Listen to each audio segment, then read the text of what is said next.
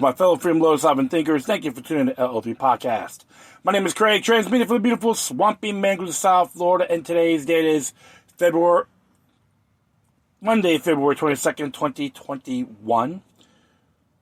George Washington's birthday, and it's the 41st anniversary of the United States beating the USSR to go to the gold medal rounds to defeat Finland. Miracle on Ice, they call it. And, so this, interesting stuff is happening. Looks like the Supreme Court shot down the election fraud case in Pennsylvania, but it was 6-3, so 3 to Senate. And, I think one of them is Clarence Thomas, and Golish too. So, that's the other person's name, unfortunately. And it looks like the Supreme Court decided to say, hey, they can all now get Donald Trump's tax records. Ha ha ha ha ha. Oh yeah, the witch hunting continues indeed. You know, it's funny, all those people are probably going off on going after him on his taxes. I'm just wondering, they say he's corrupt, this and that. It's just a game of projection. They're actually emulating themselves, but pointing at the other direction. So, always gotta question these things, folks. Of course, that's the main objective is have him get sued so many times, have to file for bankruptcy. That's what those individuals want to do. And I'm not a big Trump lover myself, but I see the writings on the wall. It is too obvious. And, just, chilling as usual. A little bit warm, the cool breeze coming in. But you know what? At least I'm okay. And of course, you got folks. Same old song and dance, I would say. Out of fairness. Haven't really paid too much attention to what Biden's doing, and Kamala Harris. Huey and Dewey's more intelligent than them. And going back to the One World Order platform. Yes, sirree. White privilege Biden is a New World Order agent, including his sidekick, Kamala Harris. Called Kamala, the great wrestler Kamala. I'm going to talk about a couple of articles here. Which is pretty cool. Just see what mood I'm in, and I decided to say, let's hit a couple here. This is from the organicprepper.com, and this one here is entitled, Here's How Fast and Brutally Migrants and Locals Can Turn Against Each Other. And this was by J.G. Martinez. Of course, Daisy, the editor's note here. This could happen anywhere that there are two distinctly defined groups. It doesn't have to be migrants versus locals or ethnic group versus another. We're seeing this replay across the United States, although not quite this violently. Be sure to share your thoughts in the comments and other ways you could see this playing where you live. Peruvians and Venezuelans are both South American beat, with different conducts and ways of thinking things. However, our countries have a not-so-nice relationship. These two countries share a common history. This shared history sheds some light on why Peruvians fear Venezuelans and are opposed to them coming to Peru. It has been a rocky relationship between Peru and Venezuela for some time. Peru was always subject to Spanish Crown's special considerations as one of the most contributing factions to the empire. Peru was the source of valuable mineral exploitation. They were not too convinced about leaving the sponsorship received by Spain. They had severe doubts about Simon Bolivar's plan for the whole Bolivar Revolution. And a sector of the population did not exactly well receive the ideas exposed by him, mainly because it involved the possibility of being killed in the war. I strongly suspect it.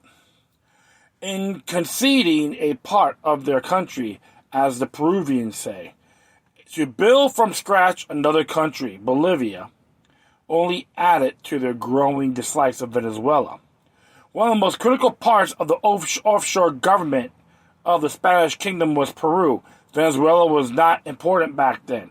It was colossal hacienda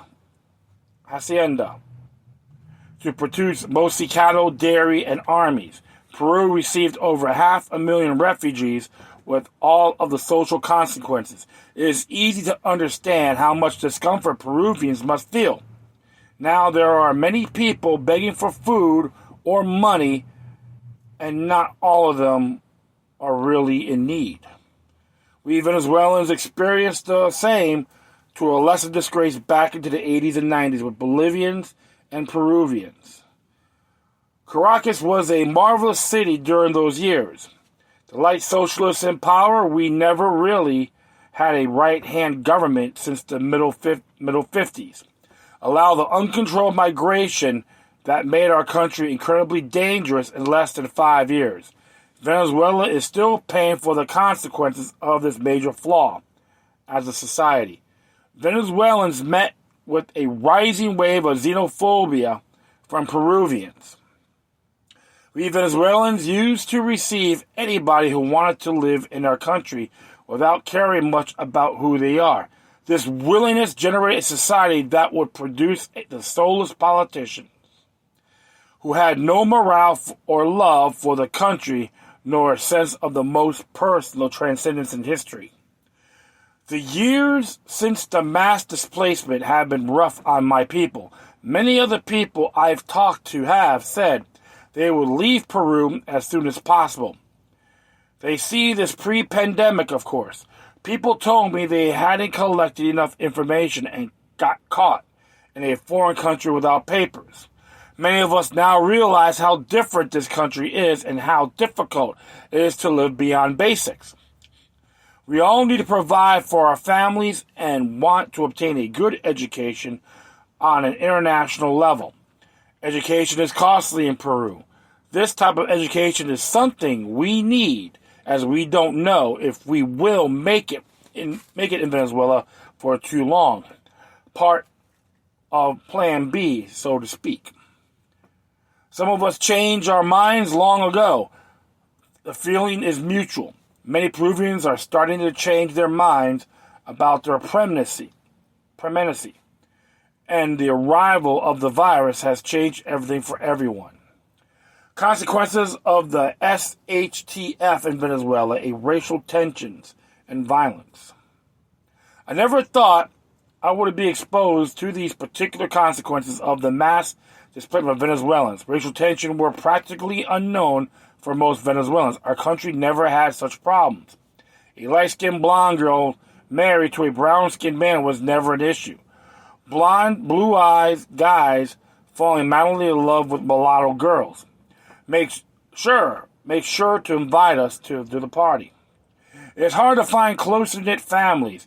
We are a mix of white with yellow hair, and our cousins are dark-skinned with long black hair and green eyes. So some of my cousins are. We got different complexions.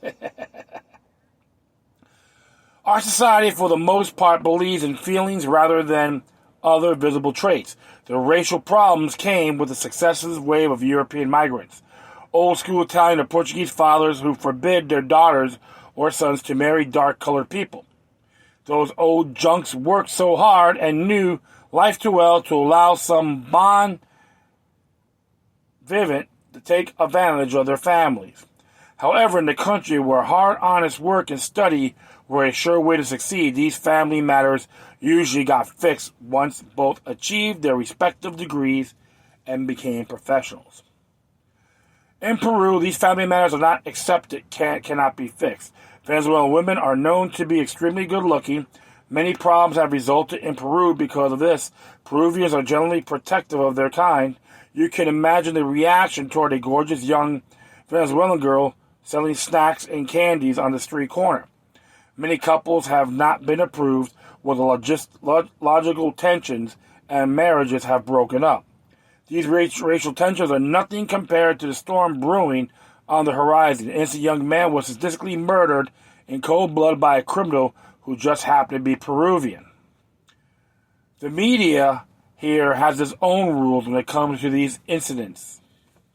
When something terrible happens and a Venezuelan is the main suspect, the scandal is unbelievable. The story will bounce around for weeks or even months. Exploitation. When a Venezuelan girl selling panties or coffee in the streets is kidnapped, raped, and violently murdered, the media decrees she was surely a prostitute. Even worse, many of these crimes are never solved. Orlando Abreu, the incident that has Venezuelans in Peru scared. The murder of Orlando Abreu, a Venezuelan, could generate a Rodney King kind of situation and be potentially very dangerous for us. The murder was supposed to go unnoticed and has exposed the bribery and blackmailing scheme going on in one Peruvian city. However, victim's brother got his hand on a 4-minute video showing Orlando being shot to death. The murder happened on January 26, 2021. The brother released a video which went viral. The authorities turned a blind eye. The outrage on social media was something I hadn't seen. Okay, this is the scary part.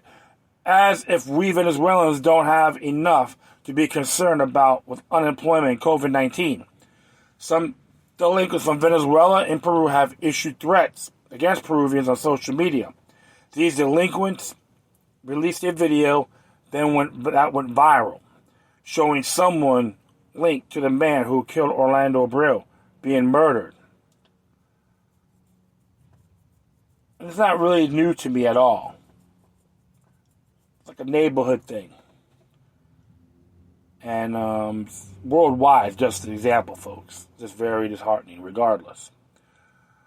Screaming retaliation against Peruvians by Venezuelans is shown in viral videos. For my own safety, I will not post any links to any of the videos, only the reports made about the videos. The video released on social media seemed to be a retaliation for the murder of Orlando Abreu. The victim, Silvano Abeltas, from Huánuco, Peru, was thrown from a bridge somewhere in Colombia. The person who showed me the video of this innocent, naive, young Peruvian man, God bless his soul, did not tell me what the content was. It was traumatizing to watch. I know this sort of thing can quickly escalate, especially in society where the sadistic behavior and consequent humiliation of Chile's war are still fresh in their collective memory. I'm scared. Kiddo and I are trapped here with the borders closed. Last year was rough, but now I have many reasons to leave Peru behind and never look back. Even if I never traveled to Paracas to see the elegant, elongated alien skulls, which was one of my greatest illusions coming here, and I never made it to the Machu Picchu. Still, it's time to get out of here. Why I'm so scared? There's a huge city with over 11 million people. A drive-by shooting, a mob beating, or a backstabbing is now something I consider possible against anyone who looks Venezuelan. Considering the level of animosity I believe some people can feel. Maybe it wasn't such a good idea to get a haircut and shave my goatee. Now that I think about it, if you don't usually pray for the writers of the website you visit, I would appreciate it a lot if you start to do so. I know many of you, and for you, receive my blessing and eternal gratitude. The good thing, I can go gray when needed. I look forward to your comments. This is Jose.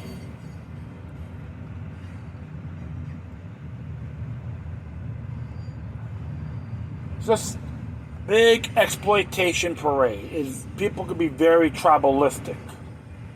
Ethno-tribalism. isn't new at all. And it's disheartening because innocent people, good folks, are suffering from it regardless. Especially in those areas like Peruvian or Venezuela. It doesn't matter. So that time I was like reading stuff about the draft riots in New York City. And of course, you hear all the blacks were the ones getting, free blacks were the ones getting pulverized and lynched and so forth. Yeah, they were scapegoated. That's disturbing as well. There's always a thing called cause and effect.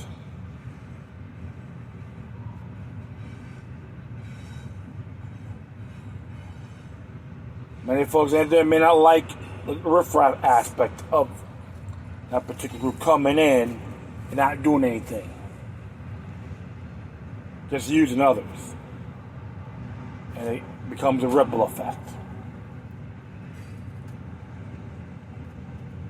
So that's how come I'm very observant in these areas, even no matter where I go. Never take things for granted. Try to get your act together, try to help yourself, be self-contained as possible. And something like this, people need to be a little bit more neighborly. You got criminal elements from all sides. What happened to Mr. Abreu? He didn't deserve it. My father always told me everybody hates everybody. All you gotta do is study history, folks. Self-explanatory. But everyone out there, you always gotta be safe, be neighborly the best you can. Many places are a little bit different. Always remain vigilant. That's something I can think of right now. I'll do one more here. By Bob Livingston. BobLivingstonLetter.com. The rule of law has been memory hold. Mr. Livingston has to say. Messalina, third wife of the Roman Emperor Claudius, was put to death after publicly marrying a Roman senator while Claudius was away performing a sacrifice in the neighboring city of Ostia.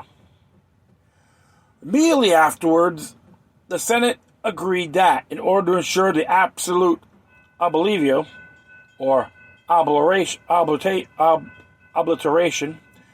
of her memory, they were to erase any trace of her existence.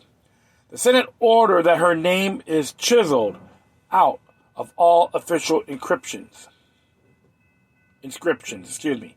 Coins minted in the great province that bore her name and image were defaced, and many of her portraits were chiseled away until her likeness became unrecognizable. The practice was later named damnatio memoriae, a modern Latin term that means condemnation of memory, or memory holding. The liberal progressive mind has extensive experience with this practice, as it stepped in hypocrisy and double standard. To them, history began yesterday. The truth is the fleeting outrage of the moment. Nothing else matters. The liberal progressive advocates for an end to all things offensive, except for those things offensive to those who are Christian, libertarian, conservative, and above all, Trumpian. They call for unity in 2020 despite the fact that they explicitly called for the opposite in 2016 when someone offensive to them took over the Oval Office. But these facts must be memory hold. All traces of their calls for violence and disunity must be scrubbed by big media, big tech, and big money politics.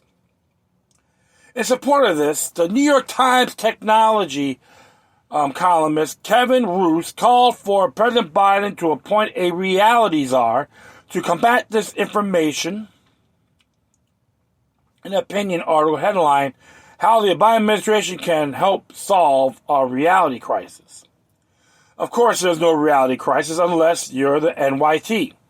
You can't stomach any other media outlet or publication contradicting the official site party line. Roos wrote, several experts I spoke with recommendation that the Biden administration put together a cross-agency task force to tackle disinformation and domestic extremism, which will be led by something like a reality czar. Roos admitted that the plan sounds dystopian, but argued that readers should hear them out.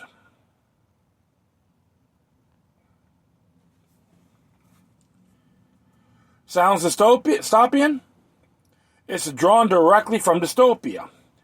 In the book 1984, the Ministry of Truth, Minitru, was responsible for rewriting articles that contradicted current party dogma. Articles that exposed the truth were flushed down the memory hole.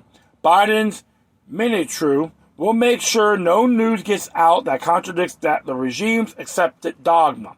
The rest of the mainstream media's silence on the concept speaks loudly. Such as American Minitru would simply be the fulfillment of what then FCC Commissioner Ajit Pai,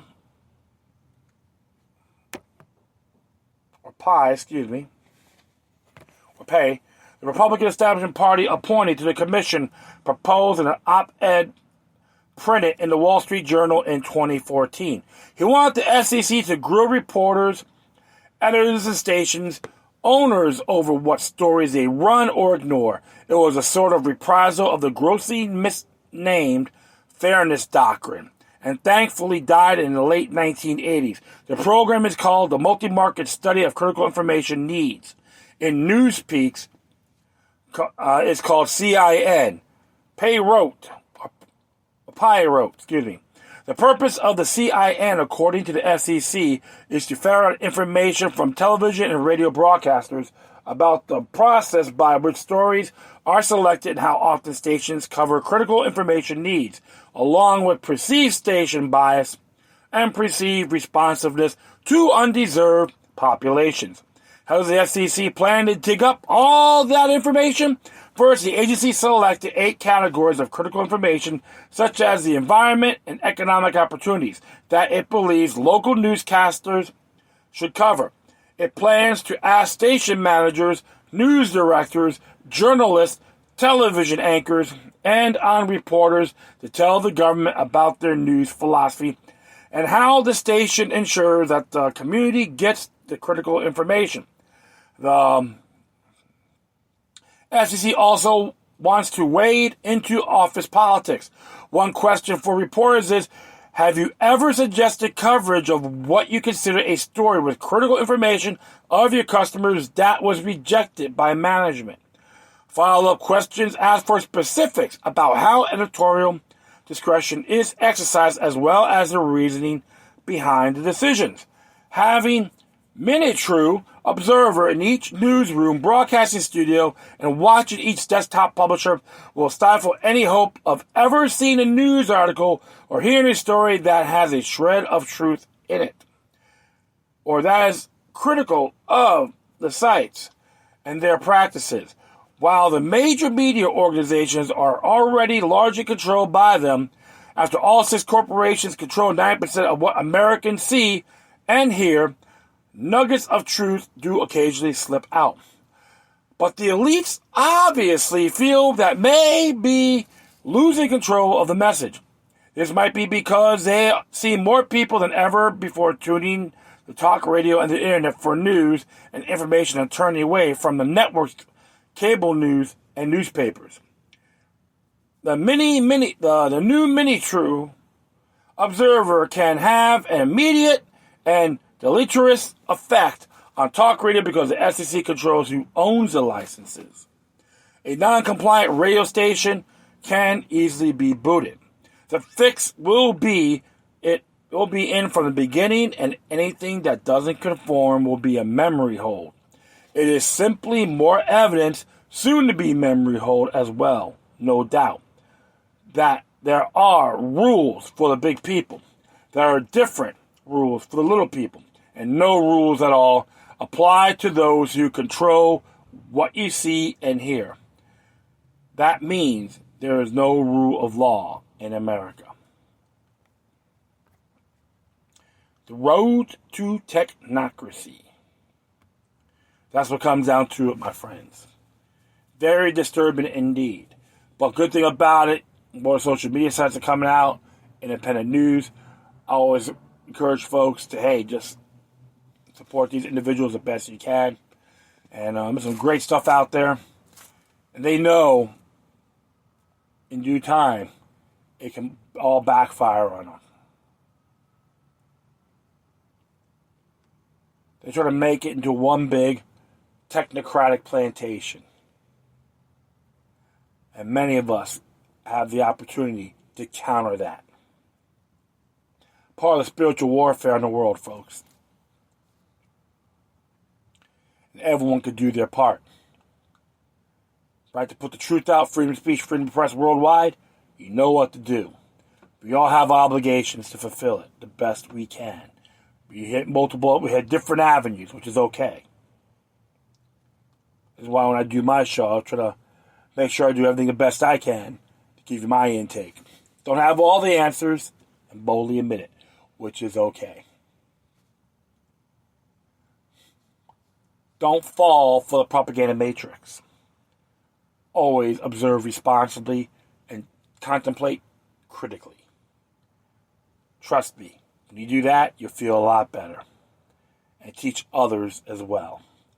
And that will be it. I thank everyone for listening. Plus, feel free to download and share us throughout your social media networks. If you have any questions, comments, or if you said something interesting you want to check out, whatever you do, please send your correspondence to the Quorum. Furthermore, I'll leave the footnotes of these articles on my speaker page. And if you want to contact me, keep me at LokiLuckNumbers03@protonmail.com.